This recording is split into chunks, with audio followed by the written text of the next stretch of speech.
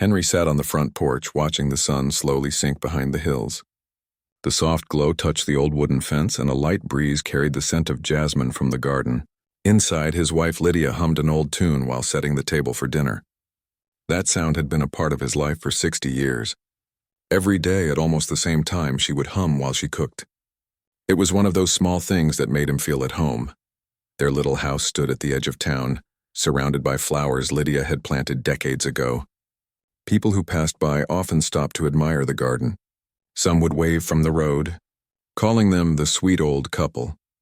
And that's exactly what they were. Two people who had shared a whole lifetime together. Henry often told his friends that he couldn't imagine life without her.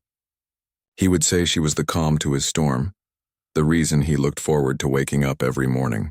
They had met in their early 20s, both full of dreams but with little money. Over the years, they built everything together, the house, the garden, and a family of 3 children. Life hadn't always been easy. There had been rough days, lost jobs, illnesses, and heartbreaks. But through it all, they had stood side by side. Even now, in their old age, they still had their routines.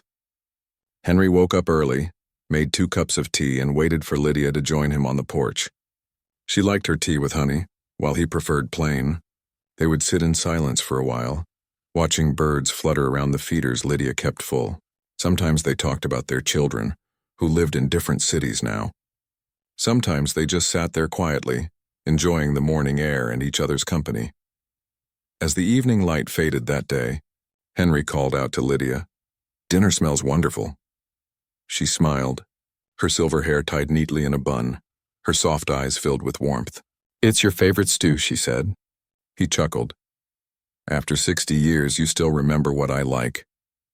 Lydia laughed softly. "Of course I do. You never forget what matters."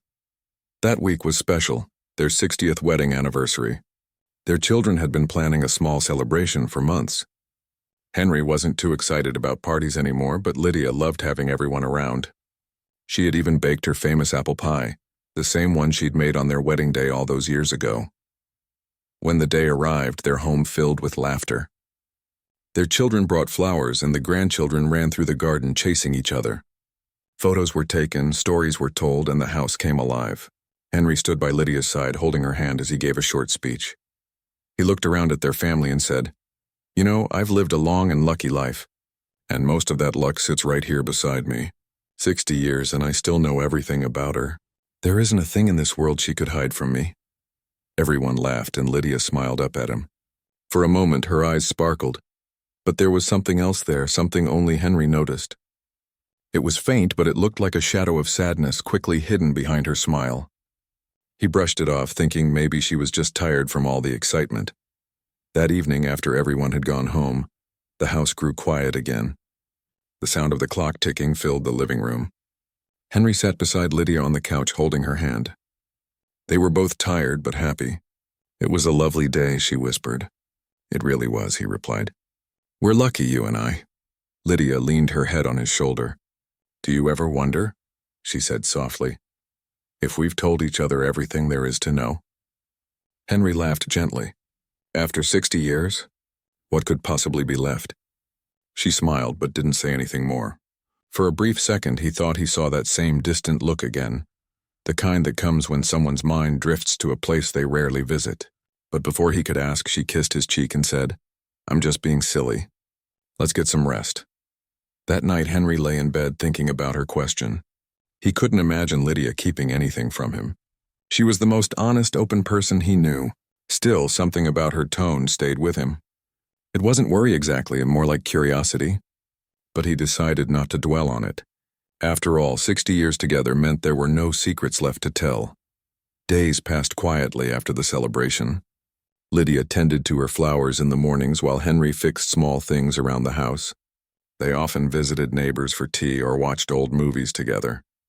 Life was calm and steady, the kind of peace people search for all their lives.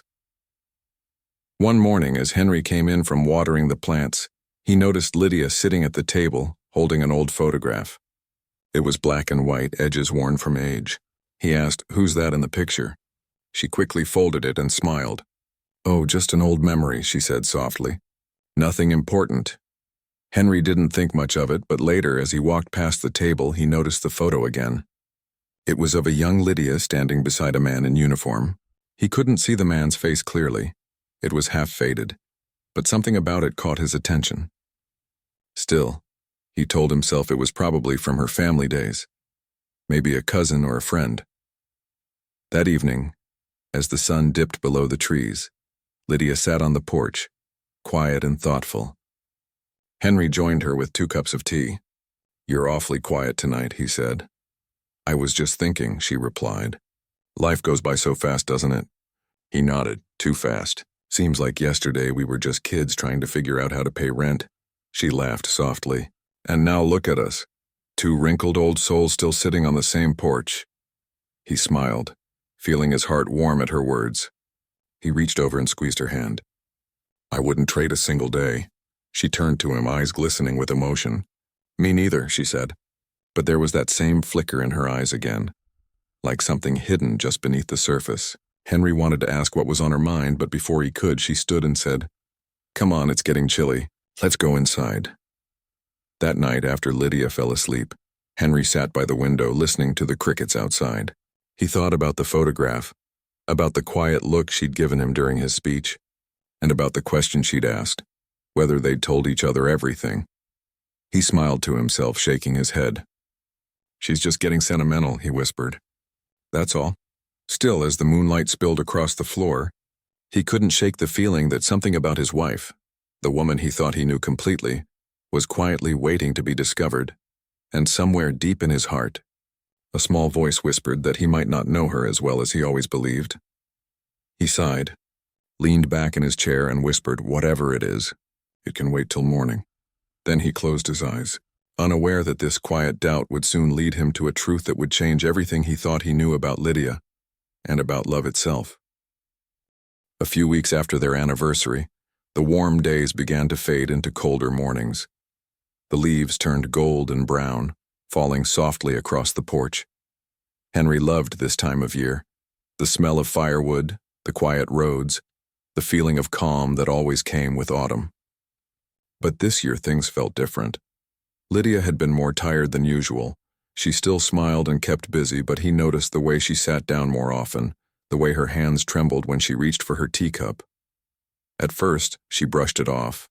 "It's just the weather," she said. "My body doesn't like the cold anymore." Henry believed her. After 60 years together, he'd seen her go through little health scares before, a bad cold, a fainting spell, nothing too serious. But this time, there was something else in her eyes, a kind of hidden worry she didn't talk about. One afternoon, while she rested in bed, Henry decided to tidy up the attic. Lydia had mentioned wanting to donate some old clothes and clear out the space before winter. It had been years since either of them had gone up there. Dust covered everything and the wooden stairs creaked with each step. He opened an old window to let the light in and began sorting through boxes. Their children's toys, holiday decorations, old books. Each box brought back memories. There were baby shoes, school drawings, yellowed letters from their younger days. Henry smiled as he read one of the old letters Lydia had written him when he worked out of town. Her handwriting was neat and full of warmth, just like she was. But near the corner of the attic, beneath a pile of old blankets, he noticed something he didn't recognize. A small wooden box, dark and slightly worn. It was wrapped in a faded scarf. The box looked old, much older than most of the other things up there. He lifted it carefully and set it on a chair.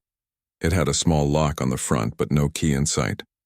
Henry ran his fingers over the lid, feeling the texture of the wood. He didn't remember ever seeing it before. It wasn't the kind of thing Lydia usually kept. She was always organized, never one to hide things away. For a moment he considered opening it, but then he stopped himself. Maybe it was one of Lydia's old keepsakes, something personal, something from before they met.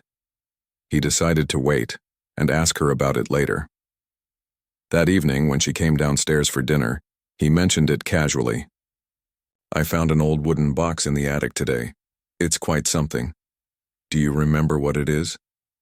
Lydia froze for a second, her spoon still in her hand. Then she forced a smile. "Oh, that old thing," she said softly. It's nothing important, Henry. Just some things from before we were married.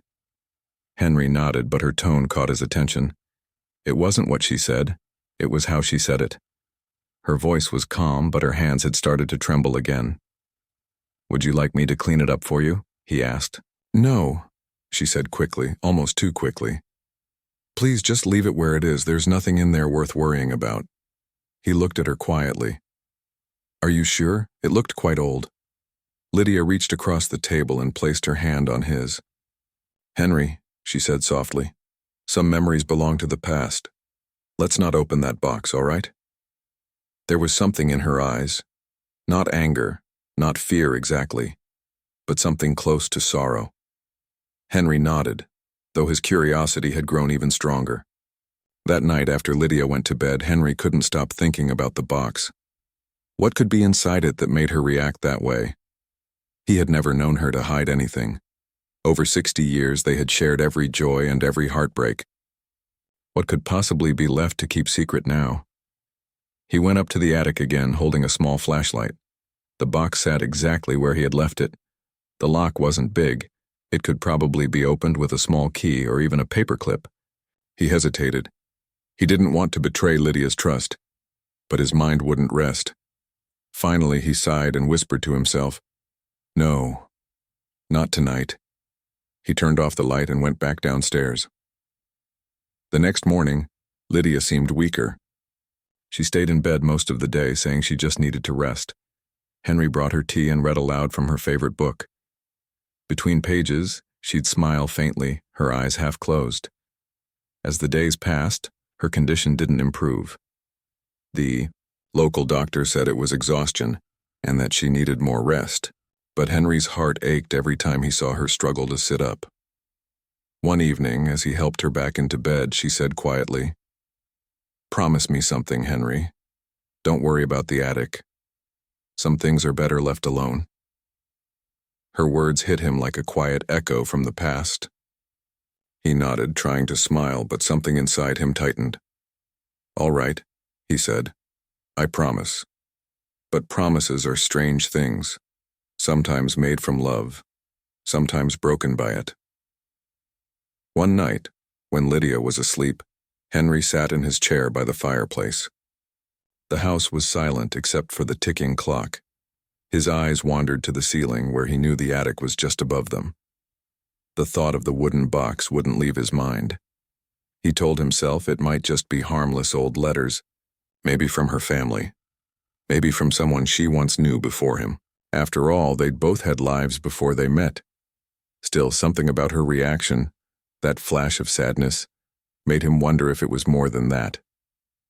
The next morning, while Lydia rested, he went to check the attic again, this time not to open the box, but just to make sure it was still there.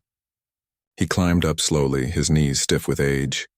When he reached the corner, he saw the scarf neatly folded, but the box had been moved. It wasn't where he'd left it. For a moment, he thought maybe he was remembering wrong. But the dust on the floor showed faint marks. The box had been shifted recently. He realized Lydia must have asked one of their children or the nurse to move it while he wasn't looking. That discovery made him even more curious. Why would she go to the trouble of hiding it again? Later that day, as he brought her lunch, he said gently, I think I might have misplaced that box from the attic. Did you happen to move it somewhere safe? Lydia's expression changed slightly. Yes, she said quietly. I asked our son to put it away for me. I don't want you worrying about old things, Henry. You've done enough for me all your life. Her words were tender, but her eyes looked far away, like she was speaking from another time. Henry didn't ask any more questions. He could see how fragile she was. But deep inside, his heart was restless. That evening, as he watched her sleeping, he thought about all the years they'd shared. 60 years of laughter, struggles, birthdays, and quiet mornings. He had thought he knew everything about her, every secret, every fear. But now, for the first time, he realized there might be a part of her life he had never known at all. Outside, the wind rustled through the trees, and somewhere in the attic above, a faint creak echoed through the house, like a memory moving in the dark, waiting to be uncovered. Henry took her hand gently and whispered, "Whatever it is, my dear, I hope it didn't cause you pain." She stirred slightly, opening her eyes for a moment. "Henry," she whispered weakly, "thank you for understanding. One day, you'll know, but not now." Then she closed her eyes again, and within seconds, drifted back into sleep. Henry sat there for hours, holding her hand.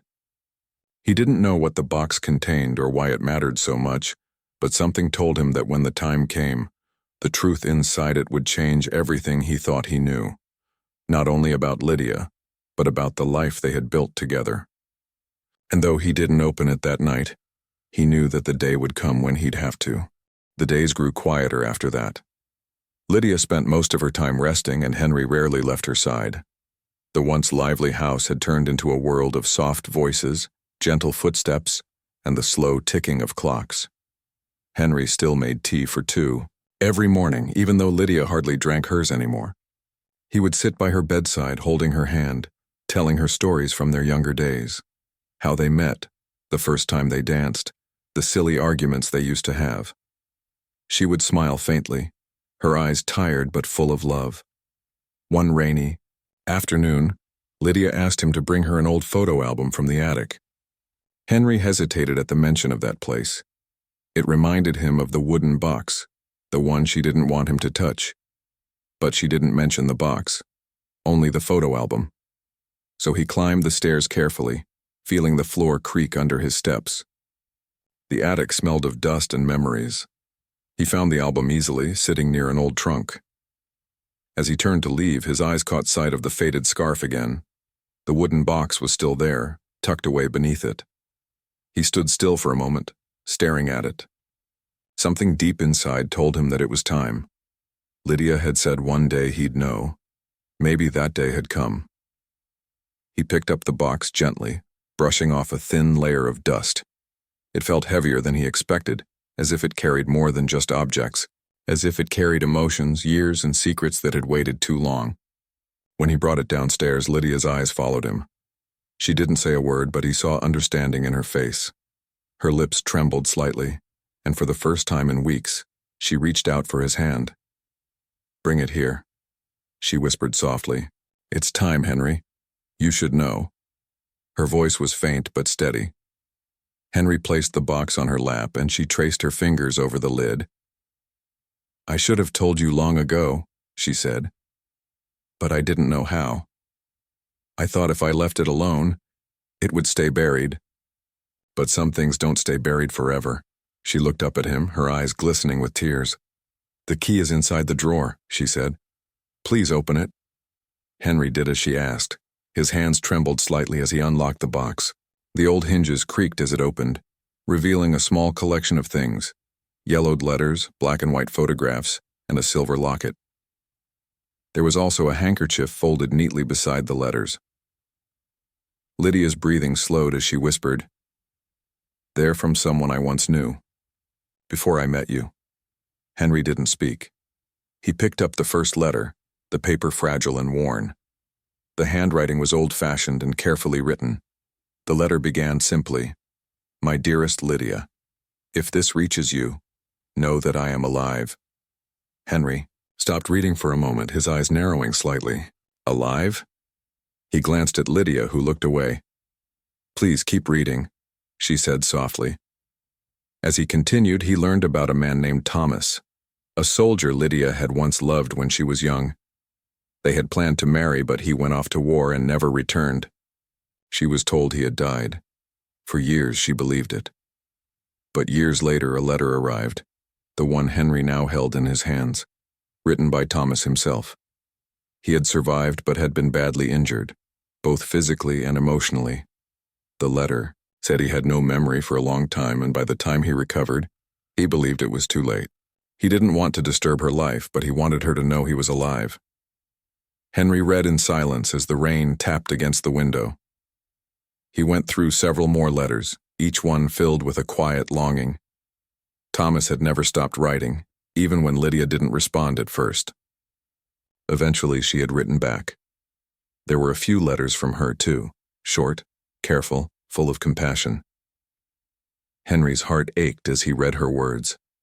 They weren't love letters anymore, not in the way of romance. They were the words of someone trying to bring peace to a wounded soul. She had written things like, "I am married now. I have a family. But I will always wish you peace."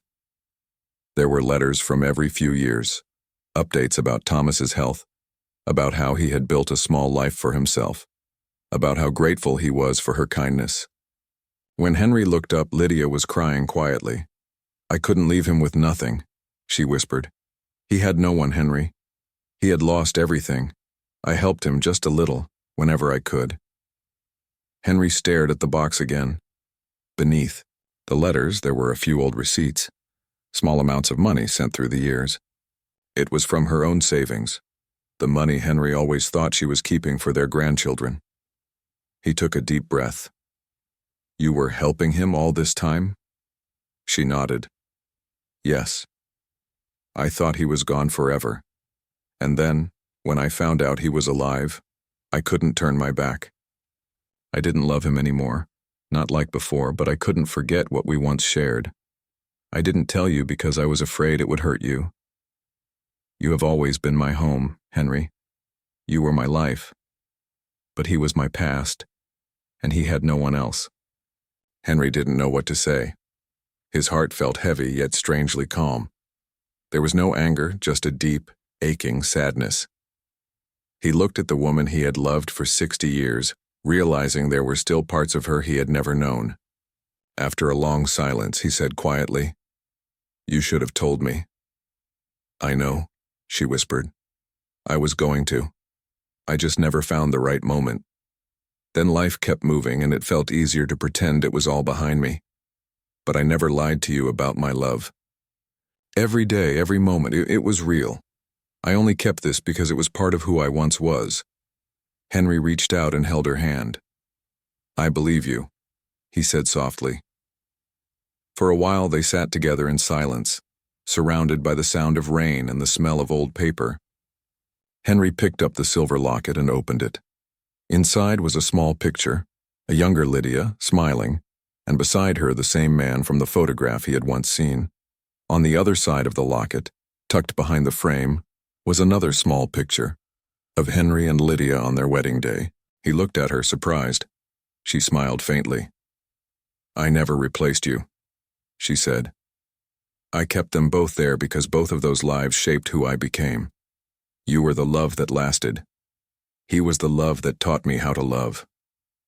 Tears welled up in Henry's eyes, and he reached out to wipe hers. "You carried so much," he said quietly. "You didn't have to do it alone." She smiled weakly. "I thought I was protecting you. I didn't want you to think less of me." Henry shook his head slowly. "There's nothing in this world that could make me think less of you." They sat there for a long time, the box between them, a bridge between the past and the present. Henry realized that what he felt most wasn't betrayal. It was a deep compassion for the young woman Lydia had once been, caught between love and loss, trying to do what she thought was right. As night fell, Lydia grew tired. She asked him to keep the box safe. "One day after I'm gone, send the last letter to him," she whispered. "It's already written. It's my goodbye." Henry nodded, tears blurring his vision. He promised her he would. That night, after she fell asleep, Henry sat by her side, the box still open on the table. He read through the letters once more, slower this time, letting every word sink in. They told not just a story of two people separated by fate, but also of the quiet strength of the woman he had loved his entire life. As the rain eased outside, Henry closed the box gently and placed it beside her bed. He leaned down, kissed her forehead, and whispered, "You don't need to hide anymore. I know now, and I still love you. Maybe even more." Lydia stirred slightly and smiled in her sleep as if she had heard him. Henry sat back, his eyes fixed on the box, knowing that its secret had changed everything, not by breaking their love, but by showing just how deep it truly ran. The days after the box was opened felt different. The air in the house carried a strange mix of sadness and peace. Lydia seemed lighter somehow, as if a weight she'd carried for years had finally lifted. Henry could see it in the way she looked at him now. Softer, freer, though her body grew weaker with each passing day. He didn't bring up the letters again. They both knew there was nothing more to explain. The truth was out, and there was no anger between them, only quiet understanding. Still, sometimes when he caught her staring out the window, he could tell her thoughts were far away. Maybe she was remembering that part of her life, the one she'd kept hidden for so long. Henry didn't interrupt. He just sat beside her, holding her hand, letting her know she wasn't alone. Lydia's health continued to fade as winter came. The days turned cold, and the fire in their small living room burned almost constantly. The doctor visited often and said her heart was growing weaker. Henry listened quietly, though every word felt like a small crack opening in his chest. One night, as the wind howled outside, Lydia called his name. Her voice was faint but clear. "Henry," she said, "can you sit with me for a while?" He moved his chair closer to her bed. She reached out, her thin hand trembling slightly in his. "Do you hate me?" she asked suddenly. Her voice was filled with a kind of fear that broke his heart. "Hate you?" Henry repeated softly. "How could I hate you?" Tears filled her eyes. "Because I hid something from you. I should have told you years ago. You had every right to know." Henry shook his head slowly. "You did what you thought was right. You carried that burden alone all these years, not out of deceit, but out of kindness. You didn't do it to hurt me." She tried to smile, but her lips trembled. "I never wanted to lie to you. I just didn't know how to explain it. I thought I had left that part of my life behind. And then when I found out he was alive, I couldn't ignore him. He had no one." Henry squeezed her hand gently. "You don't need to explain anymore. I understand now." She took a shaky breath. "I used to watch you all these years being so good and patient with me. Sometimes I felt guilty for loving you so completely while still carrying a small piece of someone else's memory inside me. But you must know. You were my life, Henry. You were the one I chose every single day." Henry's eyes filled with tears, but he kept his voice calm. "And I would choose you again, every time." They sat in silence for a while, the sound of the fire crackling softly beside them. Lydia's breathing slowed and her hand rested lightly in his. Henry stayed awake long after she fell asleep, watching her chest rise and fall. He wanted to remember every moment, every small detail. The shape of her smile, the softness of her hands, the way she whispered his name. The next morning, she woke up weaker. She tried to get out of bed, but her legs wouldn't hold her. Henry helped her back down and called the doctor. After a quick check, the doctor looked at him quietly and said, "It might be time to move her to the hospital. She needs more care now." Henry nodded slowly. He didn't want to believe it, but deep inside he knew she wouldn't be coming home again. At the hospital, Lydia was placed in a quiet room with large windows that looked out onto the winter sky. The nurses were kind, and Henry stayed with her every day from morning till night. He read her favorite poems, played soft music, and told her stories from their early years. How nervous he'd been the first time he met her parents, how they'd gotten caught in the rain on their honeymoon, how she'd once burned a pie but they'd laughed and eaten it anyway. Sometimes she laughed softly. Sometimes she just listened, her eyes full of love and nostalgia. One afternoon, as Henry sat beside her reading, Lydia whispered, "Do you think he ever forgave me?" Henry looked up confused. "Forgave you? For what?" "For moving on," she said faintly. "For building a life without him." Henry thought for a long moment before answering. "I think he would have been grateful. You gave him something to hold on to when he had nothing. You didn't owe him your life, you gave him peace. And I think that's all anyone could ask for." Lydia smiled weakly, her eyes glistening. "You always find the right words." Henry reached over and brushed a strand of hair from her face. "You gave me 60 years of love. If there's anything to forgive, it's that you kept this secret alone. But even then, I understand why. You were protecting both of us." That night, when the nurses asked him to rest, he refused to leave. He stayed by her side, holding her hand. She was drifting in and out of sleep, her breathing shallow but calm. At one point, she opened her eyes and whispered, "Henry, promise me something." "Anything," he said softly. "When I'm gone," she said slowly, "send the last letter. It's the one I wrote a few years ago. It's in the box." He deserves to know I made peace. After that, you can do whatever you wish with the rest. Henry nodded, though his throat tightened too much to speak.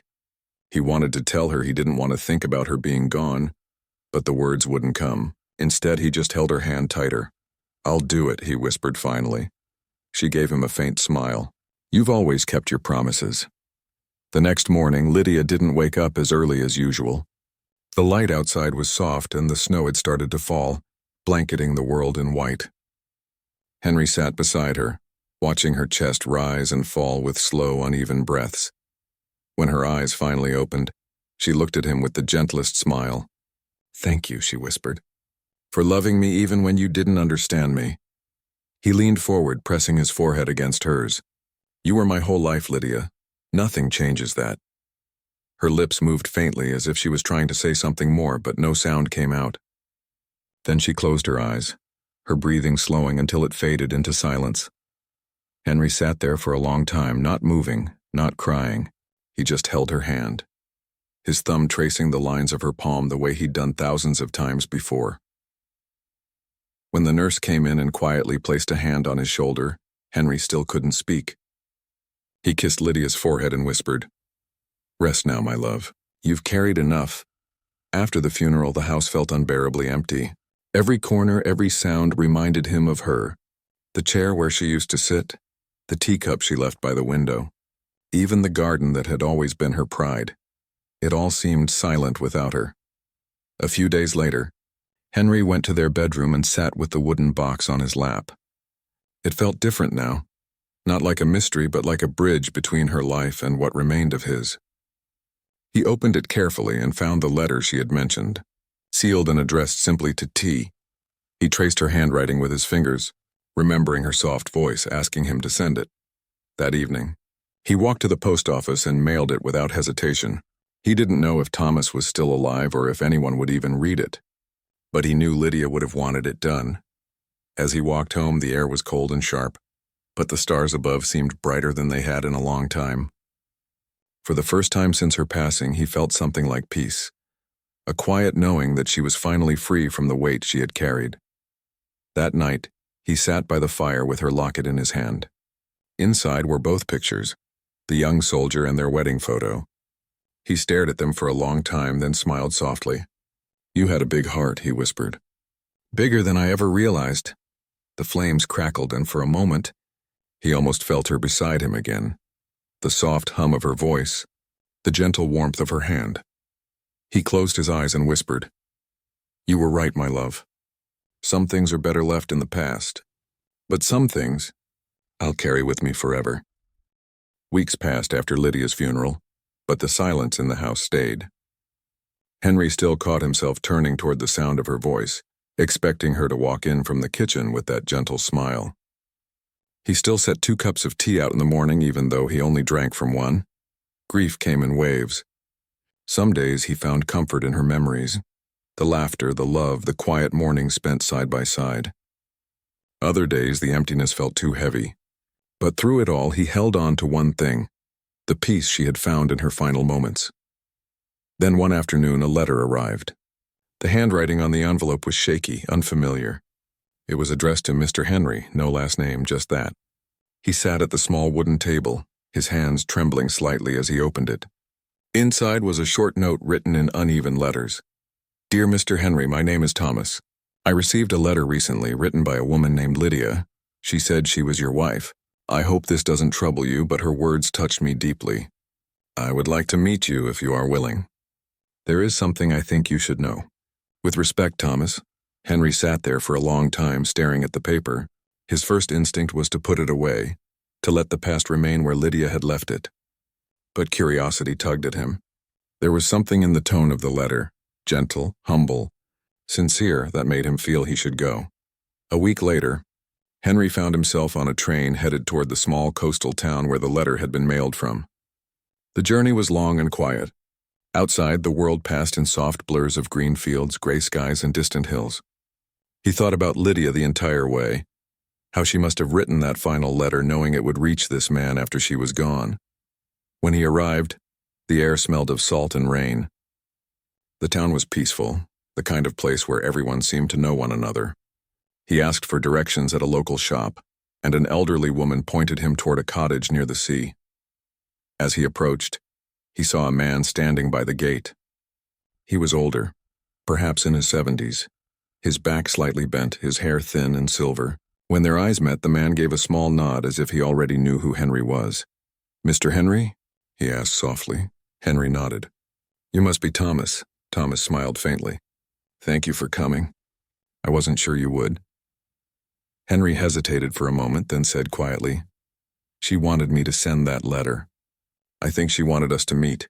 Thomas gestured for him to come inside. The cottage was simple and tidy. There were paintings on the walls, most of them of the sea, calm and blue, though some showed storms and dark waves. They sat by the window and Thomas poured 2 cups of tea. "I suppose you know everything now," Thomas said after a long silence. "I know enough," Henry replied. "She told me she met you long ago." "Before we married," Thomas nodded slowly. "We were young. I went to war. She thought I had died. And in truth, for a long time, I thought I might never return." He paused, staring into his cup. "When I came back, I learned she had married. I wanted to see her, but I didn't want to cause trouble. So I stayed away." Henry listened quietly. The man's words were calm, but there was pain beneath them, the kind that time softens but never truly erases. Years later, Thomas continued, "She found me. I was sick then, living alone. She came every few weeks just to check if I was all right. She brought food, medicine, sometimes flowers from her garden. She never talked much about herself. But I could see she had a good life. She loved you, you know." Henry looked up at that. Thomas smiled faintly. "She talked about you often." "Said you were patient and kind. Said she couldn't have asked for more. I used to tease her. Tell her she sounded like someone writing a love story." Henry let out a quiet laugh. "She did have a way with words." There was a pause. The sound of the sea drifted in through the window, steady and rhythmic. Then Thomas said softly, "Before she passed, she sent me that final letter. She said she was ready to rest. She said you had found out everything and that you forgave her. She asked me to tell you thank you for giving her a life full of peace." Henry's throat tightened. He looked down at his trembling hands. "She didn't need to thank me," he whispered. "She was the best part of my life." Thomas nodded slowly. "She was the best part of mine too, even if I only had her for a short time." For a long while, neither man spoke. They just sat there, 2 old souls bound by the same love, shared in different lifetimes. There was no anger between them, only quiet understanding. As the sun began to set, Thomas stood and walked over to a small shelf. He returned holding a small photograph in a wooden frame. He handed it to Henry. "She left this for you," he said. "Said you would know what it meant." Henry looked down at the picture. It was Lydia, young and bright-eyed, standing between the 2 men, one on each side of her. They were both smiling, carefree and full of life. Henry recognized the photo instantly. It had been taken decades ago, but Lydia must have kept a copy with Thomas, too. He smiled through his tears. "She always said love wasn't about choosing one over the other. It was about being thankful for the people who made us who we are." Thomas nodded. She was right. Henry stayed a little longer, talking with Thomas about the old days, about Lydia's kindness and her laughter. They shared memories like 2 friends, filling the quiet spaces with stories of the same woman who had touched both their lives in different ways. When Henry finally stood to leave, Thomas walked him to the gate. The sky had turned deep orange, the waves glowing in the fading light. "I'm glad we met," Thomas said softly. "So am I," Henry replied. "It feels like she brought us together one last time." Thomas smiled gently. "She would have liked that." They shook hands, firm, respectful, and full of silent gratitude. Then Henry turned to walk away, the sound of the sea fading behind him.